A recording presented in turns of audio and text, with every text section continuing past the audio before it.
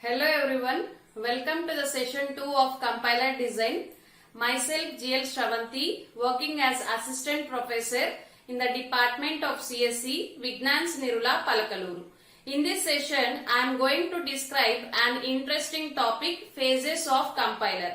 Before that, let us have a fast recap at what we have learned in the previous session. In the previous session, we have gained knowledge regarding compiler, interpreter, differences between compiler and interpreter, and finally about language processing system. And these are some of the examples for compiler based programming languages, in which some languages like C, C++ are very familiar to you, right? So you could have done them in your first year curriculum. And on screen I have mentioned some images which do depict the commands used to compile a program. For example, if you take a C program, if you are using Turbo C, the command used to compile the program is Alt F9. Either you can go to the menu and you can press the compile button. Whereas if you are using the PuTTY terminal in order to execute, in order to do your C programs, the command used to compile a C program is cc space filename.c. Whereas in the case of Java programs, the command used to compile a Java program is javac space filename.java. Students, I would like to tell you one thing, that while learning something, try to understand what is the working principle behind that. For suppose, consider the subject IoT. In this subject, you will come across various sensors names, right? So simply learning the definition of sensor will not give you anything. You need to understand what is the working principle behind that sensor. How does the sensor actually work? Okay? So if you understand the working principle, if you understand the logic behind something, you can able to do magics with that. In this session, we are going to do that. We are learning how does a compiler actually will convert a high level language to low level language. Okay. So always pose a question to yourself, how? In the last video, we have gained knowledge regarding language processing system, and we have observed that this system do consists of 4 software modules, beginning with preprocessor, compiler, assembler, and finally loader and linker. In the course of compiler design, we are not actually concentrating on all the software modules. We do concentrate only on the second software module, that is our compiler. Let us dive deep into the compiler. So let us actually learn, whenever we provide some input to the compiler, what happens inside a compiler. The answer to that question is phases of compiler. So phases in the sense, steps that are involved in the compilation process. Basically, you will be having 6 phases in the compilation process. A compiler do consists of 6 phases. The input to every phase will be provided from its previous phase, and the output of every phase will be given as input to the next phase.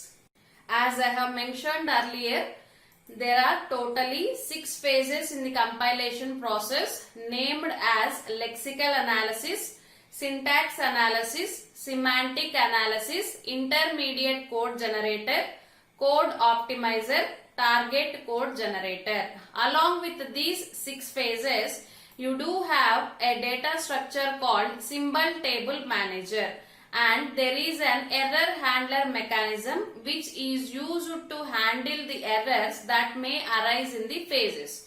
And these two things, that is symbol table manager and error handler, will be attached to all the phases in the compiler.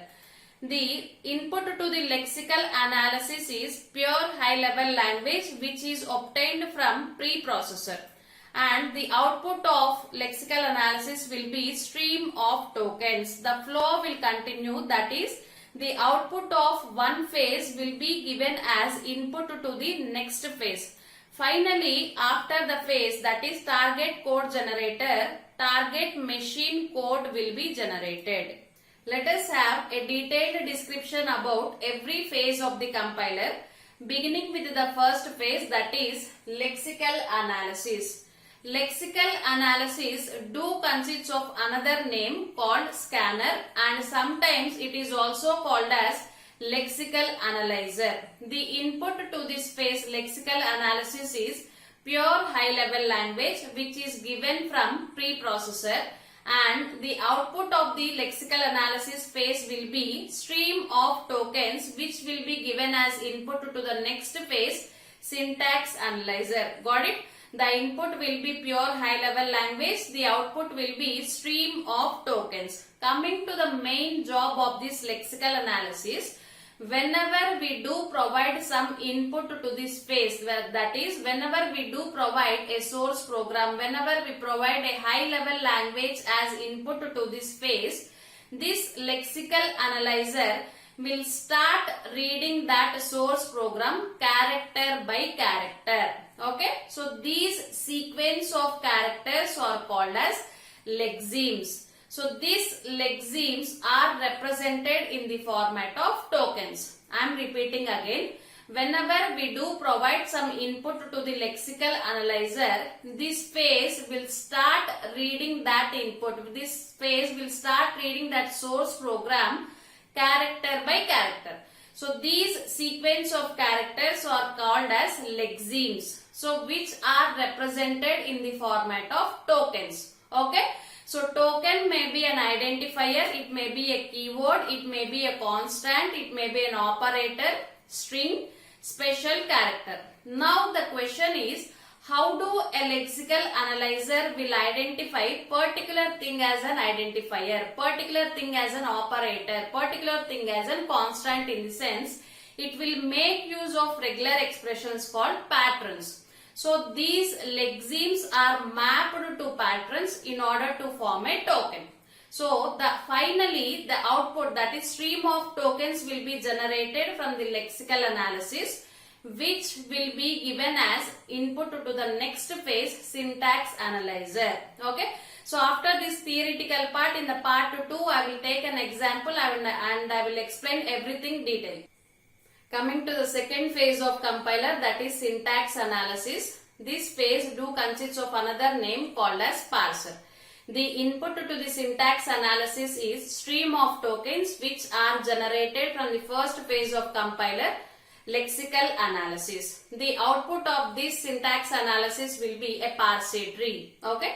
The main job, the main purpose of this syntax analysis is to verify whether each line, every line of your program is as per syntax or not. In order to verify that, this phase syntax analysis along with input, it do consists of context free grammar. Okay.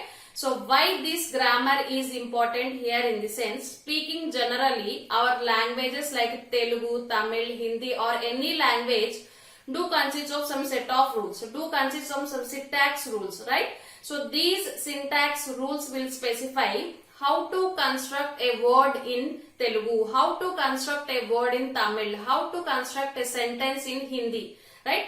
So just like that, every programming language do consist of some hundreds of rules called as syntax rules. Okay. So these syntax rules can be easily specified in the format of productions. By these productions, we can easily identify the purpose, what is a program actually is. In order to verify whether our program is as per syntax or not, the phase syntax analysis will construct a parse tree. Okay. The yield of the parse tree should be same as input given to the syntax analysis. If it is so, the program is said to be as per syntax. If it is not, a syntax error will be generated. Okay. So finally, the output of the phase syntax analysis is a parse tree which will be given as input to the next phase, that is semantic analysis. Coming to the third phase of compiler, that is semantic analysis, whose input is a parse tree and output is semantically verified parse tree. The phase semantic analysis will mainly concentrate on whether the constructed parse tree is as per semantics or not. That is, it will verify whether the constructed parsed tree is meaningful or not. For suppose, consider a line A equal to B plus C into 20. Okay, I am repeating again. A equal to B plus C into 20. Now, the left hand side of the statement should be obviously a variable. It should be an identifier, right? It cannot be a constant. It cannot be a function. So, these things will be verified by the semantic analysis. It will verify whether everything is meaningful or not. Okay. So, after that, it will construct a verified parsed tree, semantically verified parsed tree, which will be given as input to the next phase, that is intermediate code generator.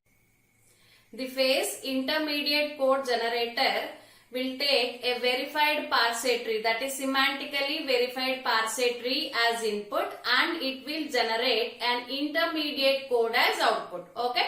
So, intermediate code is something, a format which can be readily executed by a machine. Okay, generally we do consist of many intermediate codes, but the most popular intermediate code is 3 address code.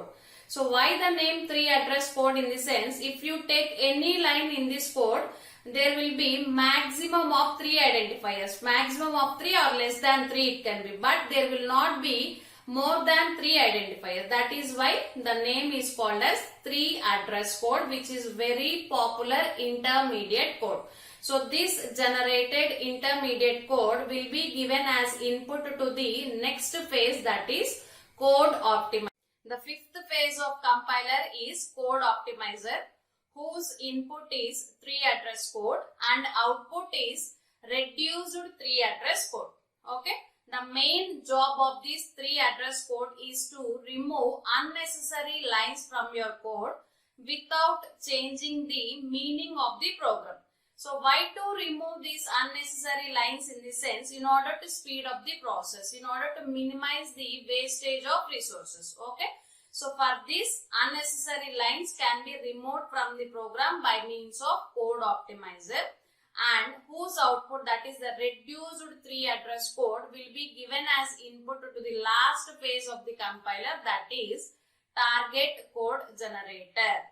Finally, the last phase of compiler, that is target code generator, whose input will be reduced 3 address code and output will be target machine code. If you remember, after the software module compiler, there is another module called as assembler in the structure of language processing system, right? So what is the last phase of compiler? Target code generator. Okay.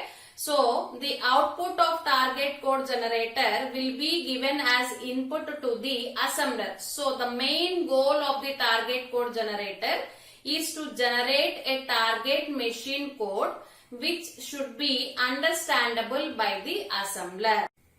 As I have mentioned earlier, along with the phases of compiler, we do have a data structure called as symbol table manager. So this symbol table manager will contains records which hold information about identifiers. Okay, every detail of the identifier will be stored in the symbol table manager. Something like what is the value of the identifier, what is the scope of the identifier, everything will be stored in the symbol table manager, which will make an easier task to the compiler if it want to retrieve the values of the identifier. Okay. So, and it is very common during the process of compilation, errors may occur, right? So, these are some of the errors which may occur during the process of compilation. Okay. So, which will be handled by error handler. Let us have a glance at what we have studied in this session, that is phases of compiler.